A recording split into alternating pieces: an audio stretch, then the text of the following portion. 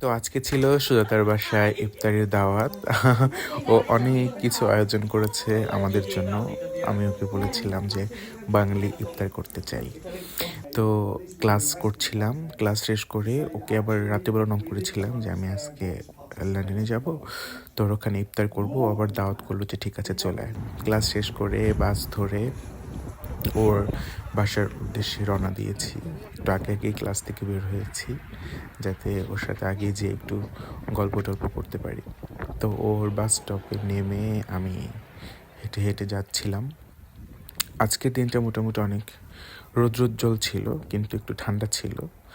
তো হাঁটতে হাঁটতে ওর বাড়ির চারপাশের পরিবেশ দেখতে দেখতে আমি চলে যাচ্ছিলাম সুজাতার বাসায়। সুজাতা থাকে হচ্ছে ম্যানর পার্কের একদম কাছাকাছি। তো এখানকার পরিবেশটা খুব সুন্দর, আকাশটা খুবই সুন্দর, রোদ আছে কিন্তু রোদের কোনো উত্তাপ নেই। এখানে রোদ থাকলেও ঠান্ডা, না থাকলেও ঠান্ডা, সেম টু সেম। তো চলে আসি সুজাতার বাসায়।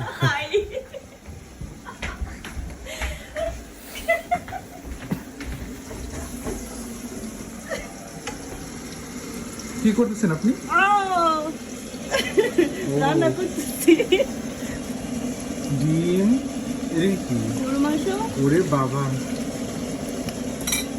এদিকে চপটাও আছে, সব গরু আছে। আমি সুজাতারে বলছি যে আর কিছু করস বা না করস, বাংলাদেশে যে ইফতারির আইটেম আছে এগুলো অবশ্যই করবি, কারণ আমি এগুলো আপনার আসার পরে একদিনও খাইনি। কিপটা টাকা খরচ আমাদেরকে খায় নাই। কিনা খাওয়ার একদিন খাই যায়। পেঁয়াজ, মানে মানুষের কষ্ট হ্যাঁ। তাই না? বেগুনের জন্য মনে কেড়ে রাখতে সব কিছু। রান রান রান হ্যাঁ, রান্নাই করতেছি। সারা জীবন তান্ত্রিক রূপে খাইছিস। এটা কি বানাইছিস?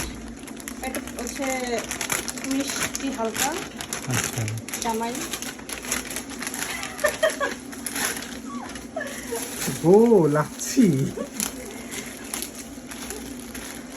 তো মাশাআল্লাহ ও আমার জন্য অনেক আইটেম করে। ও সিঙ্গারা নিয়ে আসছে, তারপরে এটা ডিমের চপ, আলুর চপ করতেছে, ডিমের চপ করছে।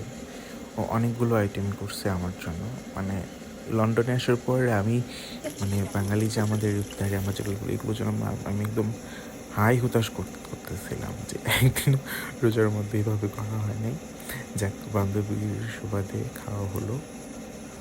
তো ও আবার একা একা এত আইটেম যে করবে, যে বেগুনি করতেছে, ডিমের চপ করছে, পেঁয়াজও করছে, ও একা একা সব কিছু করছে। দেখ মাশাআল্লাহ ওকে অনেক বরকত দিচ্ছে। এই যে ও সাজাচ্ছিল আইটেম, ছোলা, শরবত, পায়েস, ডিম, পোলাও, গরুর মাংস, মাশাআল্লাহ অনেকগুলো আইটেমও করে ফেলেছে। তারপর সুজাতার আরও কয়েকটা ফ্রেন্ডকে ইনভাইট করেছিল, যেমন আমাদের মানিকগঞ্জের একজন ছিল, তারপর ওর কলেজের একজন পাকিস্তানি বন্ধু ছিল, ওর রুমমেট ছিল, অন্যান্য বন্ধু ছিল। তো আমাদের ছোটোখাটো একটা ছোট্ট একটা ইফতার পার্টির মতো হয়ে যায়। আমরা সবাই মিলে অনেক মজা করছিলাম, সুজাতাকে একটু জানাচ্ছিলাম কারণ অনেক কষ্ট করেছে এবং অনেক কাজ করতেছিল। আমরা ভালো মতো খাওয়া দাওয়া করে সবার সাথে গল্প গুজব করে চলে আসি।